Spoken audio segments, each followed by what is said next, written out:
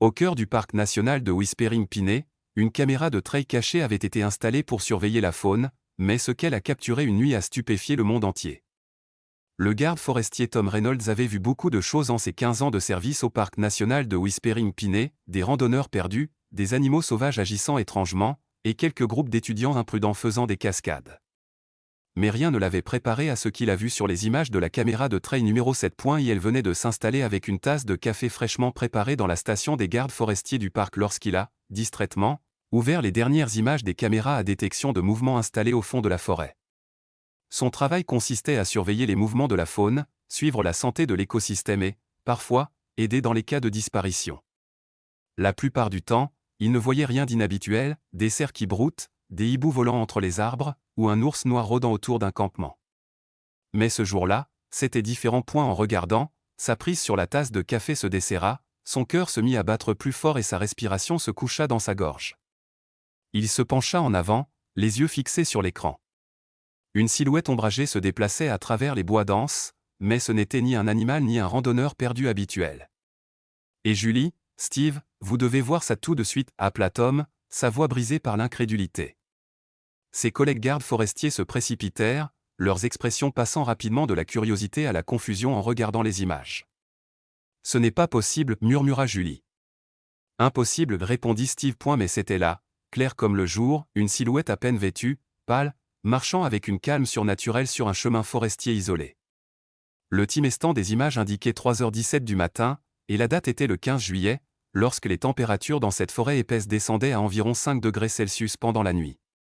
Personne de normal n'aurait pu survivre aussi longtemps dans de telles conditions, encore moins marcher pieds nus à travers ce terrain accidenté. L'esprit de Tom tourna à toute vitesse alors qu'il rejouait les images.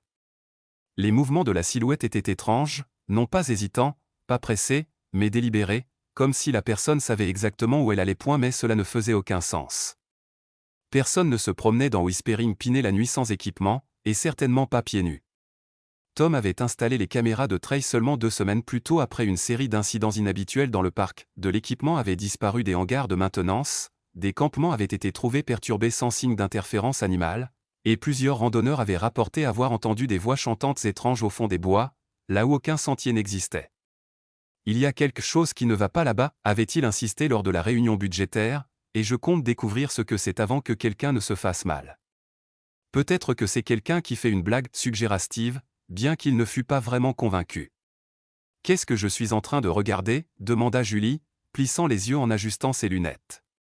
En tant que nouvelle recrue, elle avait été sceptique à propos des préoccupations de Tom, les rejetant comme l'imagination trop active d'un homme qui avait passé trop de temps seul dans la forêt. « C'est ce que j'essaie de comprendre » répondit Tom en avançant les images et en les rejouant. Tom secoua la tête. La caméra numéro 7 est à 5 km du point d'accès le plus proche, dans une zone interdite. Aucun sentier n'y mène, et regarde la manière dont cette personne se déplace, c'est comme si elle n'appartenait pas ici. Puis la silhouette s'arrêta, se tourna lentement vers la caméra. Les gardes forestiers se reculèrent instinctivement. Le visage qui les regardait était émacié, avec des yeux vides et un éclat surnaturel dans le regard. Ce n'était pas le visage d'une personne simplement perdue, il y avait quelque chose d'autre, quelque chose qui fit frissonner Tom. Les images se terminèrent.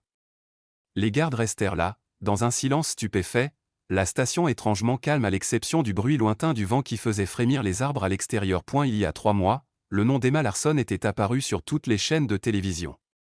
Photographe animalière renommée, elle était partie seule dans Whispering Piney pour une expédition d'1 semaine, avec l'intention de capturer la beauté intacte du parc. Elle n'était jamais revenue. Une immense opération de recherche et de sauvetage avait été lancée, hélicoptères, chiens de traque et des dizaines de bénévoles avaient parcouru des kilomètres de forêt dense. Ils avaient retrouvé son campement, son sac photo, même ses bouteilles d'eau vides, abandonnées, mais aucun signe d'Emma. Finalement, après 6 semaines de recherche épuisantes, l'opération fut abandonnée. Les autorités présumaient qu'elle avait succombé aux éléments ou qu'elle était tombée dans un ravin caché. Sa famille pleura sa perte et le monde passa à autre chose. Mais maintenant, la voilà, ou du moins, quelque chose qui lui ressemblait. Tom et son équipe ont immédiatement fait remonter la situation à leur superviseur, la directrice du parc, Margaret. Ava arriva dans l'heure. En révisant les images, elle prit une décision. nous y allons, dit-elle. À la tombée de la nuit, une équipe de 5 gardes forestiers se dirigea vers les coordonnées où la caméra numéro 7 avait capturé les images. Armés de lampes de poche, d'équipements d'urgence et de radio, ils avançaient prudemment à travers la forêt assombrie, guidés uniquement par le signal GPS menant à l'emplacement exact de la caméra. Pendant des heures, ils ne trouvèrent rien, pas d'empreintes, pas de végétation perturbée, rien indiquant une présence humaine. C'était comme si celui ou celle qui était apparu dans les images avait tout simplement disparu dans l'air. Juste avant la tombée de la nuit, alors qu'ils se préparaient à rentrer, Tom aperçut quelque chose qui flottait depuis une branche basse à environ 50 mètres devant eux, un morceau de tissu. Il s'agenouilla et le ramassa, le cœur battant. Tom s'approcha lentement. C'était un morceau de tissu de la même teinte rose que le bikini qu'Emma portait sur les images. En avançant, ils commencèrent à trouver d'autres indices, des brindilles cassées, des traces perturbées sur le sol et même ce qui semblait être des empreintes nues dans une parcelle de bout-point. Elle tourne en rond, observa Steve après qu'ils aient suivi la trace pendant 1 heure. « Regarde, on a déjà passé cet arbre tombé. » Il avait raison. Emma ne se déplaçait pas de façon déterminée à travers la forêt, elle errait sans but, probablement perdue et confuse. Tom, appela Julie, sa voix à peine un murmure, « Je crois que j'entends quelque chose. » Tout le monde se tut. Un faible son rythmé se fit entendre à travers les arbres, un bourdonnement. Les poils des bras de Tom se hérissèrent. Le bourdonnement était doux, presque mélodieux, mais étrange dans sa tonalité décalée. Il venait de quelque part juste au-delà de la cime des arbres. Emma, appela Tom prudemment, « Emma Larson, si tu m'entends, nous sommes là pour t'aider. » Le bourdonnement s'arrêta. Un long silence suivit, puis des bruits de feuilles se froissant dans l'obscurité. Une silhouette émergea lentement, s'avançant dans la lumière de la lampe de poche de Tom. C'était Emma, mais il y avait quelque chose d'autre derrière elle, plus profondément dans la forêt. Les gardes aperçurent un mouvement, une forme à peine discernable dans l'ombre, quelque chose qui regardait. Et aussi rapidement que cela était apparu, c'était parti. Et la vue d'Emma fit s'effondrer le cœur de Tom. Elle était à peine reconnaissable. Son corps était pâle et frêle, ses yeux autrefois brillants étaient ternes et sans focus. Sa peau était couverte de griffures et de contusions. Ses cheveux étaient emmêlés en un enchevêtrement sauvage, rempli de brindilles et de feuilles. Elle portait le même bikini rose, mais il était déchiré, couvert de terre, à peine tenu ensemble. Emma. Tom fit un pas prudemment en avant. C'est bon, tu es en sécurité maintenant. Sa tête s'inclina légèrement, comme si elle avait du mal à comprendre ses paroles. Puis elle parla, sa voix fragile, la forêt ne voulait pas que je parte. Alors que l'équipe guidait Emma hors de la forêt, Tom jeta un dernier regard par-dessus son épaule. Une rafale de vent fit se balancer les arbres, leurs ombres se déplaçant, et pendant un instant, juste un instant, il pensa avoir vu de nouveau, quelque chose qui observait, attendant. Une silhouette juste hors de focus, à moitié cachée entre les arbres. Ce n'était ni un animal, ni une personne. C'était quelque chose d'autre, quelque chose qui provoqua une peur instinctive rampante le long de la colonne vertébrale de Tom. Il cligna des yeux, et c'était parti, mais la sensation demeura. Emma sursauta soudainement, comme si elle aussi avait perçu quelque chose. Sa main agrippa la manche de Tom avec une force surprenante. « Il est encore là », chuchota-t-elle, à peine audible. « Il n'aime pas que je parte. » Tom avala difficilement sa salive, avançant, « Tu es en sécurité maintenant », la rassura-t-il, mais sa propre voix ne semblait pas convaincante. Lorsqu'ils atteignirent enfin la station des gardes forestiers, Emma hésita à franchir le seuil. Elle jeta un dernier regard au bois sombre. Son expression était indéchiffrable. « Il m'a laissé partir », murmura-t-elle, « mais il n'oubliera pas. » Tom ne lui demanda pas ce qu'elle voulait dire. Il ne voulait pas savoir. Julie, visiblement secouée, murmura à Tom, « Il faut l'emmener d'ici, maintenant. » Tom acquiesça. « Emma, nous allons te ramener. Tu es portée disparue depuis 3 mois et ta famille t'attend. » Emma hésita, puis lentement, elle fit un pas en avant, puis un autre. Et ainsi, elle se laissa guider loin de l'obscurité qui l'avait tenue captive pendant des mois. Mais à mesure qu'il s'éloignait en voiture du parc, Tom ressentit le poids de quelque chose d'invisible qui appuyait sur lui. Ses mains se serrèrent plus fort sur le volant. Julie, assise à côté de lui, se tortilla inconfortablement. « Tu le sens aussi, n'est-ce pas » murmura-t-elle. Tom ne répondit pas. Il souffla doucement et garda les yeux fixés sur la route derrière eux.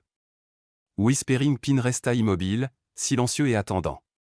Tout le monde fut stupéfait lorsqu'ils entendirent parler de la réapparition miraculeuse d'Emma Larson, la célèbre photographe qui avait disparu sans laisser de traces et qui avait été présumée morte dans la nature, mais qui avait miraculeusement survécu 3 mois seule dans l'un des environnements les plus difficiles de la région.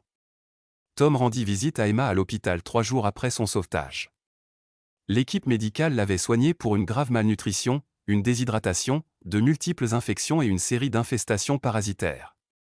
Les psychologues avaient diagnostiqué un trouble de stress post-traumatique extrême et ce qu'ils appelaient une psychose environnementale, un état d'esprit causé par une isolation prolongée dans des conditions extrêmes. Mais certaines choses ne pouvaient pas être expliquées. Ses pieds auraient dû être détruits, nota un médecin, et pourtant elle n'avait aucune blessure significative due à la marche pieds nus dans la nature pendant si longtemps. Quant aux égratignures sur son corps, elles ne correspondaient pas à des attaques animales, c'était comme si elle avait couru à travers quelque chose de dense, comme des épines qui bougent. Mais elle allait mieux physiquement, dit le docteur James à Tom avant qu'il entre dans la chambre d'Emma. Mentalement, ce sera un long chemin. D'après ce que nous pouvons reconstituer, elle s'est perdue lors de son expédition photographique, a fait une chute qui a probablement causé une commotion cérébrale, puis n'a pas réussi à retrouver le sentier après plusieurs jours d'errance et de panique croissante. Son esprit a commencé à s'adapter de manière malsaine. Lorsque Tom entra dans la chambre, il fut surpris de voir une Emma radicalement différente de la créature sauvage qu'ils avaient trouvée dans la forêt. Ses cheveux avaient été coupés et nettoyés, ses blessures correctement soignées, et bien qu'elle fût toujours mince, la couleur était revenue à son visage. Ce qui était le plus notable, c'étaient ses yeux, bien qu'ils fussent fatigués, ils étaient clairs et concentrés. « C'est toi le garde forestier qui m'a trouvé, dit-elle doucement tandis que Tom s'asseyait à côté de son lit. Oui, répondit Tom en hochant la tête, encouragé par sa lucidité. Comment te sens-tu, Emma? Comme si j'avais été heurté par un camion, dit-elle avec un sourire faible. Les médecins disent que je suis parti pendant 3 mois, est-ce vraiment vrai? Oui, confirma Tom doucement. Ta disparition a fait la une des journaux. Il y a eu des équipes de recherche pendant des semaines. Emma ferma les yeux, des larmes glissant sur ses joues. Je me souviens être parti ce matin-là pour photographier le lever du soleil sur Eagle Ridge. J'avais tout mon matériel, mes cartes, tout ce dont j'avais besoin, puis ça devient flou. Je me souviens d'être tombé, de m'être cogné la tête, d'avoir erré et de m'être perdu sans espoir, puis il y a eu les murmures, les yeux dans l'obscurité, murmura-t-elle. Ils m'observaient dormir. Ils m'ont dit que j'appartenais à la forêt. Cette nuit-là, incapable de chasser l'inquiétude persistante dans son esprit, Tom resta seul dans la station de garde forestière et consulta la dernière vidéo de la caméra de sentier numéro 7. L'écran clignota, la vidéo granuleuse se déroulant dans un silence étrange, puis il s'étouffa dans sa gorge. Là, à la lisière des arbres, une silhouette se tenait juste au-delà de la portée de la lumière infrarouge de la caméra. Au début, elle était à peine distinguable des ombres, mais à mesure que les secondes passaient, elle se déplaça, s'approchant. Le cœur de Tom battait la chamade. La silhouette était indiscutablement celle d'Emma, mais c'était impossible. Emma était à l'hôpital, il l'avait vue partir, il l'avait conduite loin de ces bois. Et pourtant, la voilà, sa forme légèrement floue sur les bords, sa tête inclinée lentement, de façon anormale. Puis, tout comme auparavant, elle se tourna directement vers la caméra. Un frisson parcourut la colonne vertébrale de Tom tandis que l'écran buguait pendant une fraction de seconde. Une autre forme, plus grande, plus sombre, apparut derrière elle, sa silhouette indiscernable mais indiscutablement présente. Puis, ce fut l'obscurité. Le flux se coupa. Tom resta figé, incapable de bouger, son pouls battant dans ses oreilles. Il rejoua la vidéo, mais le fichier était corrompu. Le dernier cadre avant la coupure restait affiché à l'écran, les yeux vides et holos d'Emma fixant directement l'objectif. Le lendemain matin, il appela l'hôpital, Emma était toujours là, elle n'avait pas bougé. Tom ne parla jamais de ce qu'il avait vu, mais lorsque la vidéo fuit, le monde ne put détourner les yeux. Les médias, les enquêteurs et les communautés en ligne disséquèrent chaque seconde de la vidéo, cherchant des réponses. Les experts se précipitèrent pour l'expliquer, des bugs, une erreur d'identité, une supercherie, mais aucune théorie ne pouvait rendre compte de ce que la caméra de sentier numéro 7 avait capturé. Cette histoire a stupéfié le monde, et jusqu'à ce jour, personne ne sait la vérité sur ce qui est arrivé à Emma Larson pendant ces mois perdus. La caméra de sentier numéro 7 reste en place et parfois, juste,